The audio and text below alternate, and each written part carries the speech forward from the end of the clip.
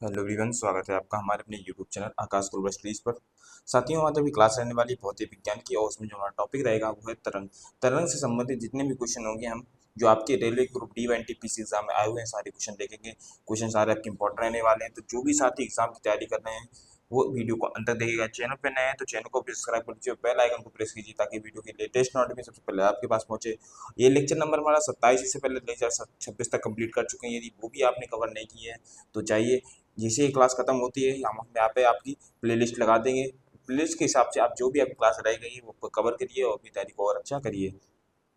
इसके अलावा मैं आपको बताना चाहूँगा जो भी साथी हमारे रेलवे ग्रुप डी व एनटीपीसी एग्जाम की तैयारी कर रहे हैं उनके लिए हम लेकर आए हैं सामान्य विज्ञान की टेस्ट सीरीज, जो आपकी एकदम फ्री में रहने वाली, कोई इसका पैसा नहीं पड़ने वाला। इस टेस्ट सीरीज में आपको क्या मिलेगा, तो इसमें आपको 25 साइंस के मॉक टेस्ट मिलने वाले हैं और हर मॉक टेस्ट में आपके 20 क्वेश्चन रहने वाले हैं जो काफ़ी ज़्यादा आपके इंपॉर्टेंट रहेंगे। लगभग 500 क्वेश्चन की आप तैयारी फ्री में कर सकते हो एक क्वेश्चन टेस्ट सीरीज के माध्यम से। इस टेस्ट सीरीज को पाने के लिए आप हमारे ऐप एग्जाम वेब को डाउनलोड करिए, वहाँ आपको ये टेस्ट सीरीज प्राप्त होगी।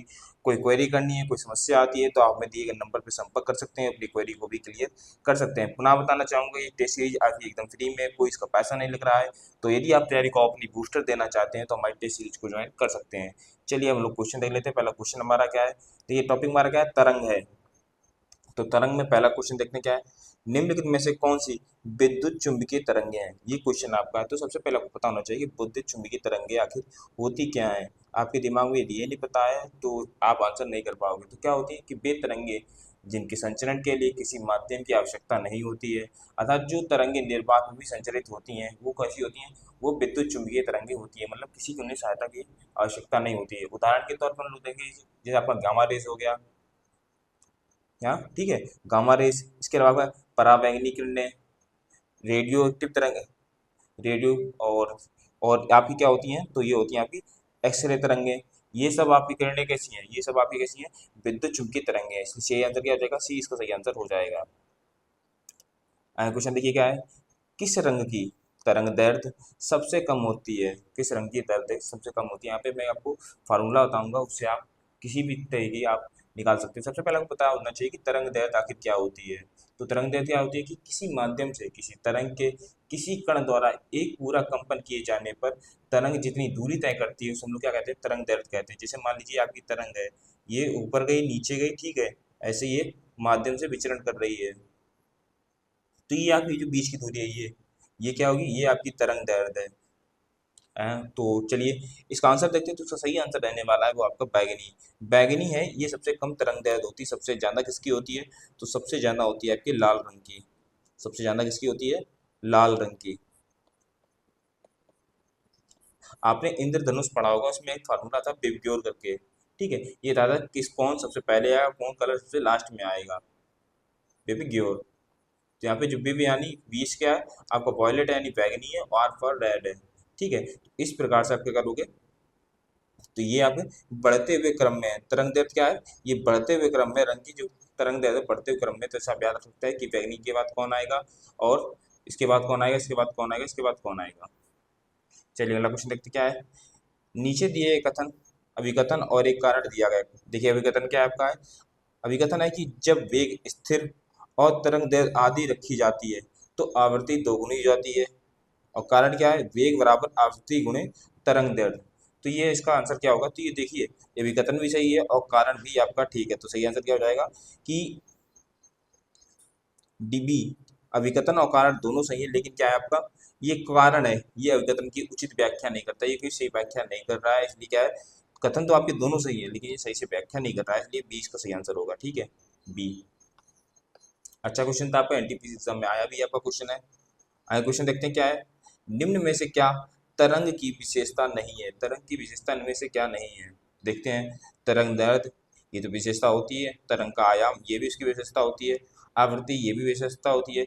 माध्यम में किस माध्यम से विचरण कर रही है, ये तरंग की कोई विशेषता नहीं होती है। वो तो परिस्थिति पर निर्भर करता है किस माध्यम से विचरण कर रही है, इसलिए डी इसका सही आंसर होगा। माध्यम कोई इसकी विशेषता नहीं होती है, इसलिए डी इसका सही आंसर होगा। आगे क्वेश्चन देखिए, यदि एक तरंग की आवृत्ति बढ़ती है तो इसकी तरंग दैर्ध्य पर क्या असर होगा। तो इसकी तरंग दैर्ध्य पर क्या असर होगा, देखिए ऊपर मैंने आपको फार्मूला बताया था जो अभिकथन और कारक में था। संबंध क्या था हमारा, तरंग वेव, ठीक है। तरंग वेव या तरंग दैर्ध्य आप कह सकते हैं, तरंग वेव, इसके संबंध क्या होते हैं, तो ये आवृत्ति गुणे तरंग दैर्ध्य। तो इसकी जो तरंग की जो आवृत्ति है ये बढ़ती है, तो तरंग दैर्ध्य कैसी होगी, तो ये कैसी होगी, तो ये घट जाएगी, इसलिए सी इसका सही आंसर हो जाएगा। चलिए अगला क्वेश्चन देखते हैं क्या है। आपको मिलान करना है, कौन कैसे मिलान करना है, ठीक है। चलिए, तो रेडियो तरंगे, तो रेडियो तरंगे किससे संबंधित है, देखिए इसका जो सही आंसर होगा, पहले आपको देखिए, तो रेडियो तरंगे संबंधित होती हैं सेलुलर फोन से, सेलुलर फोन जो होते हैं उनमें रेडियो तरंगे होती हैं। इसके बाद सूक्ष्म तरंगे, तो सूक्ष्म तरंगे होती हैं विमान नेविगेशन के लिए, जो रडार तरंगे होती हैं उनके ये काम आती हैं। इसके बाद हम लोग बात करेंगे अवरक्त तरंगे, तो ये होती हैं घरेलू इलेक्ट्रॉनिक्स के रिमोट में स्विच के लिए, इस सब इनका प्रयोग किया जाता है। इसके बाद जो गामा किरणें होती हैं ये कैंसर कोशिकाओं के लिए होती हैं, ठीक है। तो क्या होगा हमारा, पहला तो हो गया 3, इसके बाद हमारा 2, 2 के बाद 1, 1 के बाद 4, तो इनमें से देख लेते कौन सा है, 3, 2, 1, 4, तो सी इसका सही आंसर हो जाएगा, ठीक है, सी। आगे क्वेश्चन देखिए क्या है।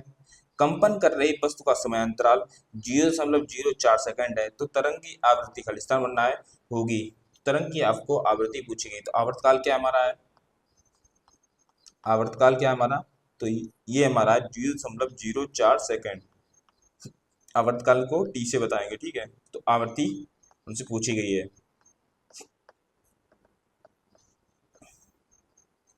चलिए, तो फार्मूला होता है एन बराबर क्या होता है, आवृत्ति का फार्मूला होता है निकालने के लिए 1/t, तो 1 कर देंगे, और आवर्त टी कितना है 0.04, तो दशमलव खत्म करेंगे तो आपका ऊपर 2 जीरो बढ़ जाएंगे, तो 100 बटे कितना हो जाएगा आपका 4 हो जाएगा, और ये भाग करेंगे तो 25 हर्ट्ज आंसर आ जाएगा, ठीक है। आवृत्ति का मात्रक ये होता है हर्ट्ज, तो ये भी आपको याद रखना है, सही आंसर क्या होगा 20 का सही आंसर होगा। और आवृत्ति का मात्रक क्या होता है, हर्ट्ज होता है, तो ये भी आपको याद रखना है, आवृत्ति का मात्रक हर्ट्ज। चलिए अब हम लोग बात करेंगे हमारे ऑल इंडिया मॉक टेस्ट के बारे में, जो आपको मात्र 49 रुपये में मिलने वाला है। आप किसी भी एग्जाम की तैयारी ऑल ओवर इंडिया में, आप किसी भी एग्जाम की तैयारी कर रहे हो, चाहे आप एसएससी एग्जाम की तैयारी कर रहे हो, चाहे आप रेलवे एग्जाम की तैयारी कर रहे हो, चाहे आप बैंकिंग एग्जाम की तैयारी कर रहे हो, चाहे सिविल सर्विस एग्जाम की तैयारी कर रहे हो, चाहे आप स्टेट पीसीएस एग्जाम की तैयारी कर रहे हो, किसी भी एग्जाम की तैयारी कर रहे हैं, आप सभी टेस्ट के जो मॉक टेस्ट हैं आपको मात्र 49 में मिलने वाले एक अफोर्डेबल प्राइस में आपको मिल जाएगा, ठीक है। जैसे मान लीजिए आप एसएससी एग्जाम की तैयारी कर रहे हैं, लेकिन आपको रेलवे एग्जाम का आपको मॉक देना है, आपको एनटीपीसी एग्जाम आ रहे हैं उसका मॉक टेस्ट देना है, लेकिन आप एसएससी भी एग्जाम की तैयारी कर रहे हैं और उसके भी आप मॉक टेस्ट देना चाहते हैं, तो मात्र 49 में आपको रेलवे का भी मिल जाएगा, एसएससी का भी मिल जाएगा, और इसके अलावा state PCS, civil services, banking exam, सारे जो एग्जाम है लगभग 250 प्लस एग्जाम है आपके, उन सभी के मॉक टेस्ट आपको 49 में मिलने वाले, तो देर मत करिए, जाइए परचेज करिए और अपनी तैयारी को और अच्छा करिए। ये टेस्ट पास आपको हमारे ऐप एग्जाम पे पर प्राप्त हो जाएगा, तो वहाँ जाइए, हमारे ऐप को डाउनलोड करिए और टेस्ट पास को परचेज करिए, तैयारी को और अच्छा करिए। चलिए क्वेश्चन देखते हैं, क्या क्वेश्चन हमारा क्या है अगला। किसी विस्फोट के कारण समुद्र के तल पर बनने वाली लहरें खालिस्तान बनना है होती हैं। मान लीजिए ये आपका क्या है, समुद्र है, ठीक है, ये आपका क्या है, समुद्र है, तो ये क्या हमारा तल है, ऊपर क्या है आपका पानी बना है, ठीक है, ये आपका मान लीजिए पानी हो गया, थोड़ा रबड़ छोटा करूँ, ठीक है, ये आपका क्या होगा, पानी हो गया, ये आपका क्या है, तल है। तो तल पे अब मान लीजिए विस्फोट होता है, ठीक है, यहाँ पे विस्फोट हो गया, तो विस्फोट हो गया, जो तल में तरंगे आएंगी, वो तल में तरंगे कैसी होगी, ये क्वेश्चन आपसे पूछ रहा है। जो तल में तरंगे होती हैं, तो ये होती हैं आपकी अंदैर्ध्य तरंगे होती हैं, कैसी होती हैं, अंदैर्ध्य तरंगे होती हैं, ठीक है। क्योंकि जो विस्फोट होता है, तो विस्फोट कैसा होगा, ध्वनि के साथ होगा, और जो ध्वनि तरंगे होती हैं वो कैसी होती हैं, अनुदैर्ध्य तरंगे होती हैं, जो आपको सतह पर मिलेंगी तरंगे नीचे जाएंगी, वो कैसी होंगी, तो अनुदैर्ध्य तरंगे होती हैं, इसलिए कौन सी तरंगे होंगी, अनुदैर्ध्य तरंगे होती हैं। और ये आपको याद रखना है कि ये कैसी है, ध्वनि तरंगे भी आपकी कैसी हैं, अनुदैर्ध्य तरंगे होती हैं। लेकिन वहीं हम लोग बात करेंगे जो सतह पर तरंगे कैसी होंगी, जो आपकी सतह पर तरंगे कैसी होंगी विस्फोट के कारण, तो ये भी आपको होती हैं अनुप्रस्थ तरंगे, कैसी होती हैं, अनुप्रस्थ तरंगे, सतह पर अनुप्रस्थ। तो ये आपको दोनों याद रखना है कि तल में कौन सा होगा और सतह पर कौन सा होगा, इसलिए सही आंसर क्या है इसका, 20 का सही आंसर है, ये आपको याद रखना है। इसके अलावा मैं आपको बताना चाहूँगा जो भी साथी हमारे चैनल से नए जुड़ रहे हैं वो साइंस क्लास हमारी डेली आ जाती है, सुबह 10:10 पे आ जाती है। तो जो भी साथी तैयारी कर रहे हैं वीडियो को मिस मत करिए, चैनल सब्सक्राइब कर लीजिए और बेल आइकन को प्रेस कीजिए ताकि वीडियो की लेटेस्ट नोटिफिकेशन सबसे पहले आपके पास पहुंचे और अपनी तैयारी को आप ऐसे ही मजबूत बनाए रखें। और इसके अलावा मैं बताना चाहूँगा जो वर्तमान आपकी क्लास चल रही है इसकी यदि आपको पीडीएफ चाहिए तो आप हमारे टेलीग्राम चैनल को ज्वाइन कर सकते हैं, वहाँ आपको उसकी पीडीएफ फ्री में प्राप्त हो जाएगी, कोई पैसा नहीं लगेगा इसका। इसके अलावा आप हमारे ऐप एग्जाम वेब को भी डाउनलोड कर सकते हैं, वहाँ भी आपको पीडीएफ और नोट्स प्राप्त होंगे। अगला क्वेश्चन देखिए, निम्नलिखित में से कौन सी एक अनुपस्थित तरंग नहीं है? अनुपस्थित तरंग नहीं है ये आपको बताना है। चलिए, प्रकाश तरंगे, रेडियो तरंगे, विद्युत चुंबकीय तरंग या ध्वनि तरंग। तो सही इसका आंसर रहने वाला है वो आपका कौन सा होगा? तो वो आपका होगा ध्वनि तरंग। ध्वनि तरंग अनुपस्थित तरंग नहीं है। तो कैसी तरंग है? ये अनुदैर्घ्य तरंग है। पिछला क्वेश्चन था मैंने आपको बताया था कैसा है ये तरंग, अनुदैर्घ्य तरंगे हैं ये। तो सही आंसर क्या होगा? डी इसका सही आंसर हो जाएगा। आगे क्वेश्चन देखिए क्या है, लंगर डालकर रोकी हुई नाव लहरों से हिल रही है, जिसकी तरंगों का ऊपरी सिरा 100 मीटर अलग है। तरंग की ऊपरी सिरे का वेग 25 मीटर प्रति सेकंड है। ठीक है, नाव को हिलने की आवृत्ति क्या होगी? नाव के हिलने की आवृत्ति आपको ज्ञात करनी है। तो आवृत्ति का फार्मूला क्या होता है मैंने आपको बताया था। आवृत्ति बराबर क्या होता है आपका? तरंग के सिरों का वेग, तरंग के सिरों का वेग बटे आपका क्या होगा? तरंग का ऊपरी सिरा।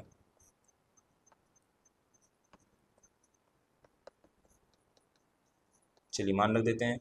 तो उस सिरों का वेग कितना है? तो ये आपका 25 है और ऊपरी सिरा कितना है? तो ये आपका 100 है। तो इसको क्या करेंगे? इसको भाग करेंगे तो आपका आएगा 0.025 हर्ट्ज। तो सही आंसर क्या हो जाएगा? 20 का सही आंसर हो जाएगा। चलिए अगला क्वेश्चन देखते हैं क्या हमारा है। कण विक्षोभ के प्रसार की दिशा के लंबवत ऊपर और नीचे दोलन करते हैं, यहाँ किस प्रकार की तरंग की चर्चा की गई है? तो किस प्रकार की तरंग चर्चा की गई है? तो सही इसका आंसर होगा अनुप्रस्थ तरंग की चर्चा की गई है। डी इसका सही आंसर हो जाएगा। चलिए अगला क्वेश्चन देखिए, निम्न में से किन तरंगों में संपीड़न और विरलन प्रक्रिया जो प्रतिक्रिया है वो शामिल है? तो सही इसका आंसर रहने वाला है अनुदैर्घ्य तरंगों में। अब आपके दिमाग में रहना चाहिए ऐसा ही क्यों? अनुदैर्घ्य तरंगों में ही जो संपीड़न और विरलन क्यों होता है, ऐसी प्रक्रिया क्यों होती है कि देखिए, अनुदैर्घ्य तरंगे वो तरंगे होती हैं जिनमें माध्यम के कणों का कंपन तरंग के संचरण अथवा तरंग की जो गति होती है उसकी दिशा में होता है। और यांत्रिक तरंगों का संपीड़न तरंगे ही कहलाती हैं। जो यांत्रिक तरंगे होती हैं उनको संपीड़न तरंगे भी लोग कहते हैं, क्योंकि इन तरंगों के संचरण का कारण माध्यम के अंदर संपीड़न और विलयन का निर्माण करना है। इसलिए सही आंसर क्या होगा? ये इसका सही आंसर हो जाएगा। चलिए अगला क्वेश्चन देखते क्या है।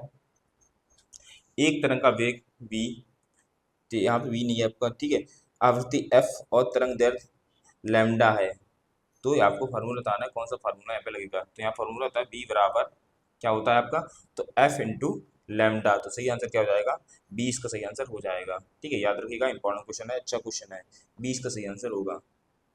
मतलब क्वेश्चन देखिए, आवृत्ति और कालावधि में क्या संबंध है? तो क्या संबंध होता है? तो ये होता है टी बराबर 1/, क्या होता है? म्यू होता है। इसलिए सही आंसर क्या होगा? 20 का सही आंसर होगा। फार्मूला है, याद रखिएगा, अच्छा क्वेश्चन है ये आपका। चलिए अगला क्वेश्चन देखते क्या है। एक माध्यम में एक ध्वनि तरंग की तरंग दैर्घ्य कितनी है जिसकी आवृत्ति 840 हर्ट्ज और गति 380 मीटर प्रति सेकंड है? ठीक है, देखिए साथियों, वीडियो पसंद आए तो वीडियो को लाइक कर दीजिए, चैनल पर नए तो चैनल को भी सब्सक्राइब कर लीजिएगा और अपने बेल आइकन को भी प्रेस कीजिए ताकि वीडियो के लेटेस्ट नोटिफिकेशन पहुंचे। और जो भी साथी एग्जाम की तैयारी कर रहे हैं और जो आपके मित्रगण हैं वो भी तैयारी कर रहे हैं उनको वीडियो भी शेयर कर दीजिएगा ताकि वो भी अच्छे से तैयारी कर पाएँ, अपनी पीवाईक्यू क्लियर कर पाएँ। चलिए क्वेश्चन देखते हैं। तो आपको ये तो पता होगी कि बी और आर क्या होता है आपका? N into lambda. ठीक है, तो हमसे क्या पूछा गया है? तो हमसे तरंग दैर्घ्य पूछी गई नहीं, लैम्डा पूछा गया, यहाँ पे लैम्डा पूछा गया है। तो लैम्डा को जब बाहर निकालेंगे तो आपका क्या? बी ऊपर आएगा और एन नीचे जाएगा।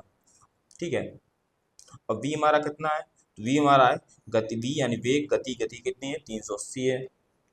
एन हमारा कितना है? तो एन यानी हर्ट्ज, तो ये हमारा है आपका 840। इसको सॉल्व करेंगे तो ये आपका आएगा 0.45 मीटर। ठीक है, तो सही आंसर क्या हो जाएगा? ए इसका सही आंसर हो जाएगा।